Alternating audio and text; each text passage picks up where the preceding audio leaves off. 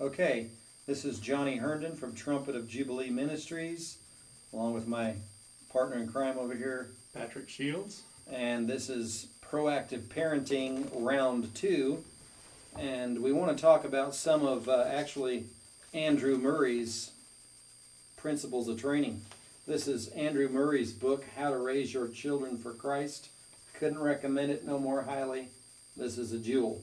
He originally wrote this in like 52, or was originally first published in about 1952.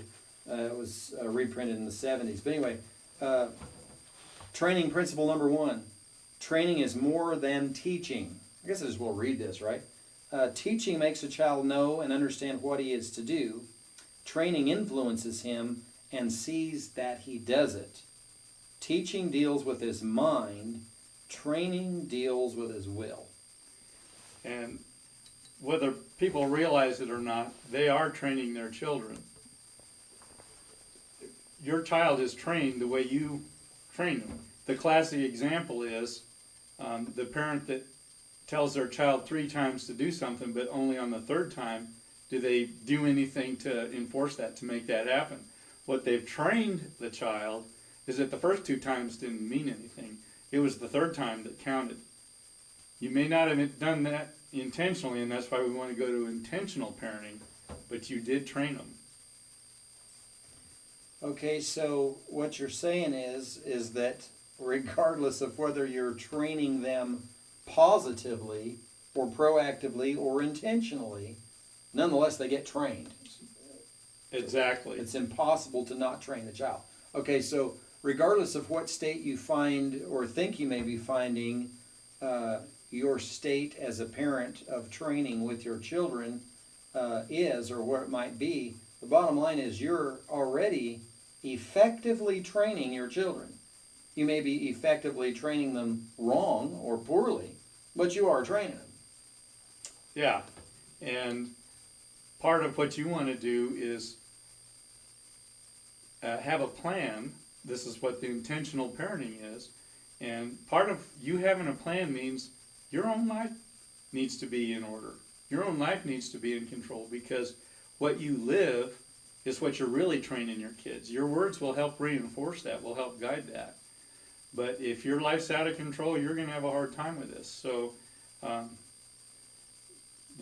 this isn't just some formula that you can, check off some things on a checklist and have it work.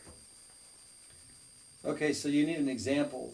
So mother tells little Johnny, little Patrick was probably leading the whole thing, but anyway, she tells little Johnny, don't be throwing rocks at the fence. Maybe it's the neighbor's fence, maybe it's her own fence. She tells little Johnny and little Patrick, hey, don't be throwing rocks at the fence. She goes back to her business maybe with an infant or a toddler, and the next thing you know, she's hearing bang, bang, clunk, clunk, bang, boom. And she looks out the window, and sure enough, Johnny and Patrick are both pretty well wailing away on the fence with the rocks. And so now, in theory, probably what mother's going to do is go out to the front door of the porch and yell at the kids, I thought I told you not to be throwing rocks at the fence. Now you quit throwing rocks at the fence. And that's all fine and good, but not very proactive. Because what I would take away from this particular principle of training, and what I practiced myself the best I could, nobody's perfect. I'm leaning on that thing pretty hard, but nobody's perfect. But I would say, if I know there's a propensity here for some reason, whatever it is, like we just got a fresh load of gravel dumped in the driveway, we're fixing to spread it out. And those boys particularly are just going to be like a magnet going to the pile of rocks. And so I've already told them, instructed them, for instance, in the fact that, hey, rocks can hurt people, can hurt things, can tear up whatever they hit. You can't be throwing rocks. So to start with, I'm training them that throwing rocks is a no-no, period, to begin with. And then I'm going to, in a specific case, say, hey, y'all can play, do what you want to do, but don't be throwing those rocks. Just stay out of the gravel. And then the proactive part of this, that was the training, the teaching, the instruction. So now they've been instructed in what a rock pile is and is not to be used for. Now I'm going to be keeping this is where it gets difficult, folks. You can't be lazy. I got to keep an eye on them. And I got to, trust but verify. So I'm going to be keeping one eye on those kids in the yard and one eye on the toddler in the house. Nobody said this was easy. And that way I can prevent. I don't want to come back after Johnny and Patrick have tore the fence down and knocked the glass out of the neighbor's car. That ain't going to work. I am going to proactively prevent them from throwing the rocks. So there you have it. Yeah. And the instruction came first, but then there has to be a follow-up of action, of enforcing your will. And thanks a lot, but you probably left me with you may have to spank them. If your words aren't enough, there has to be something that says when you do something stupid, there's going to be consequences. If you don't introduce any kind of consequences, you're just blowing hot air, really. Wow, so you're leaping quantum leaps ahead of, but not necessary. But anyway, okay, we're absolutely going to have to deal with the will of the child, as Andrew's text pointed out. Training's dealing with their will. Teaching would be dealing with their intellect. But their desire to obey, their desire to do the right thing, that's the next step. And every child's different. You got your strong-willed child, and you got your kind of mushy-willed child. Some children are going to be compliant because it's inherent within them, it seems, to want to please their parent. I would still say that's pretty good parenting involved somewhere. But some kids, if you got any kids, some are a little harder headed than others.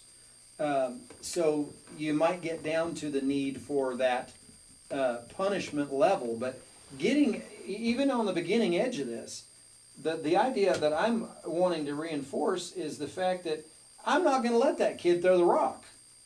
Over my dead body. There will be no rocks thrown today, okay?